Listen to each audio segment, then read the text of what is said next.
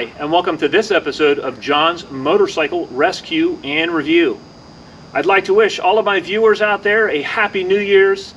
In this episode, we are going to be looking forward to 2023 and some of the projects and videos and series that we're going to be featuring here on this channel. This episode is going to be pretty pick heavy and, eye candy heavy.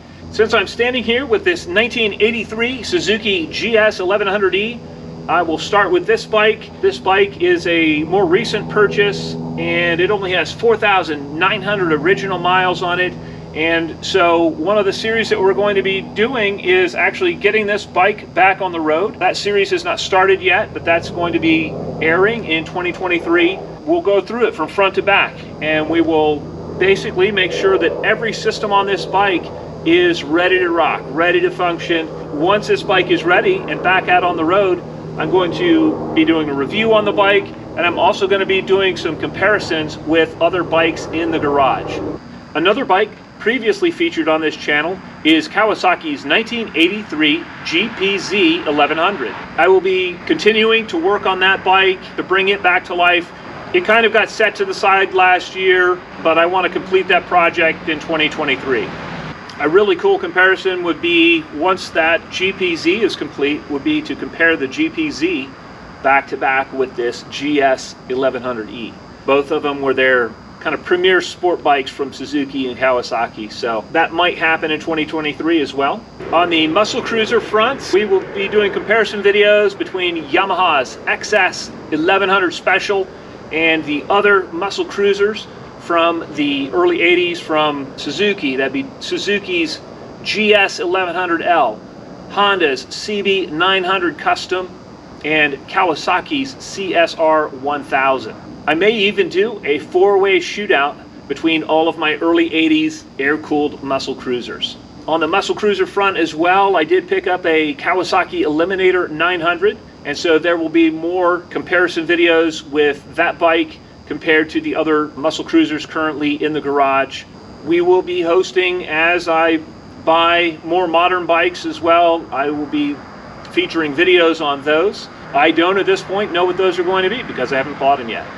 We will also be featuring lots of reviews on classic bikes and more modern bikes as well. Another bike that will be featured in 2023 is my 1978 KZ1000 LTD Project. And that has been in process over the course of the last half of 2022. The project is nearing completion, and so once that is complete, I will be doing a review on that bike. I will also be doing back-to-back comparisons with other motorcycles in that genre that are currently in the garage. So I'm excited about that. There will be lots more content than what has been mentioned in this video, and a lot of that has to do with how the year unfolds and what bikes I purchase and what bikes kind of move through the garage.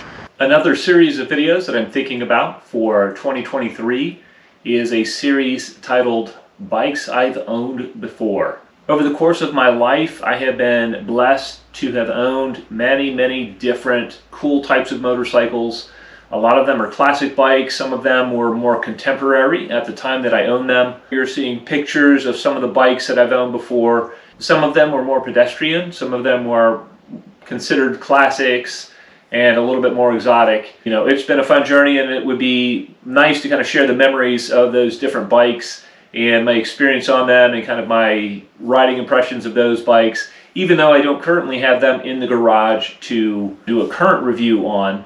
I can at least touch on what they're like to ride and kind of go over that in a little bit shorter video review format. If that sounds like something you'd like to see, please let me know in the comments below. I cannot wait for the 2023 riding season, and I can't wait for springtime. Here's to dreaming about motorcycles as we shiver in the cold. Happy New Year's, and I'll see you in 2023.